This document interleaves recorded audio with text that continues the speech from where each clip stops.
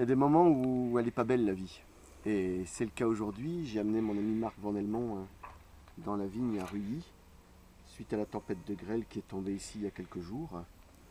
Et on est en train de constater les dégâts. Et comme on peut le voir sur la vigne, ça a tapé très dur, ça a tapé très fort, très très fort.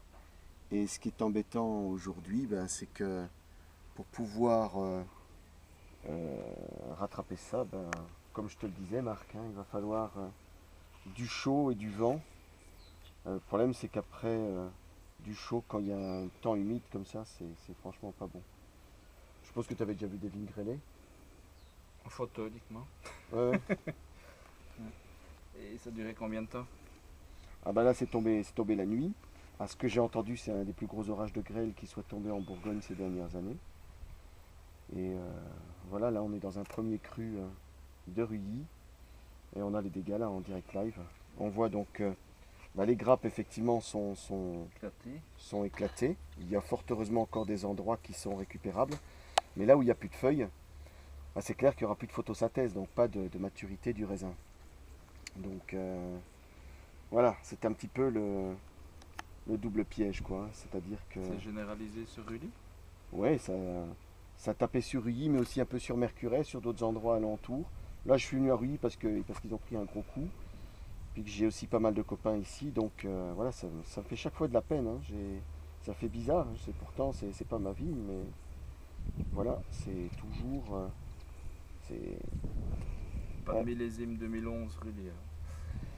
Je me suis entretenu tout à l'heure avec Erel Nino, qui est un des grands talents de Ruilly, qui n'a pas voulu venir et on peut comprendre pourquoi. Ils ont la tête pour l'instant qui est en effervescence, parce qu'il faut tenir compte du fait qu'il n'y aura quasiment pas de vin, mais aussi l'impact économique, c'est-à-dire que les investissements continuent à courir. Le tracteur qu'on a acheté, il y a j'appelle ça les traites qui tombent tous les mois. Du vin ou pas de vin, c'est pareil. L'électricité, qu'il y ait du vin ou pas, ça continue à courir, et ainsi de suite.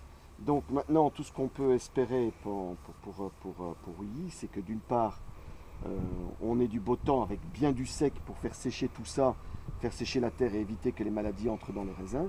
Puis d'autre part, on va prier aussi que le Crédit Agricole et ses collègues nous laissent nos amis de Ruilly un peu tranquilles, quoi. Ça, c'est un message que j'adresse à tous les banquiers.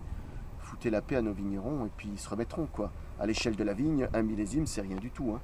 Donc, faut être tranquille. Il y a des assurances qui couvrent ce genre de risque aussi? Alors, ces assurances sont très très chères. Elles coûtent un pognon fou. Et tout le monde n'a pas forcément les moyens de s'assurer. Donc il y a des vignerons qui sont assurés, d'autres ne le sont pas. Bon voilà, ça c'est un peu, je dirais, le propre de chaque domaine. Et il y a toujours une prise de risque financière qui est là. Voilà. Que dire? Ça change des belles vignes de Chassagne qu'on a vues ce matin. Chaque année, il y a... Quelques kilomètres plus loin, il n'y a rien du tout. Oui, on est à vol d'oiseau à quoi 5-6 km. À Chassagne, il n'y a rien du tout. Puis ici, voilà, ça a pris.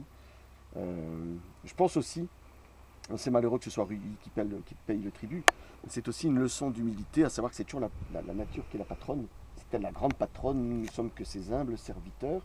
Ça aussi, c'est quelque chose qu'il faut savoir assimiler. Enfin, là, le tribut est lourd et voilà. Et puis, mais enfin, la seule chose aussi qu'on puisse demander, c'est à tous nos amis qui nous regardent, mais buvez du Ruilly, allez au restaurant, buvez-en, soutenez nos amis de Ruilly. Quand vous êtes sur la carte du restaurant, ayez la préférence pour Ruilly, faites plaisir à cette appellation parce que économiquement, ce sera aussi une manière de s'en sortir, c'est certain. Bon voilà, d'habitude j'aime bien ponctuer mes interventions par elle est pas belle la vie, mais là le cœur n'y est pas.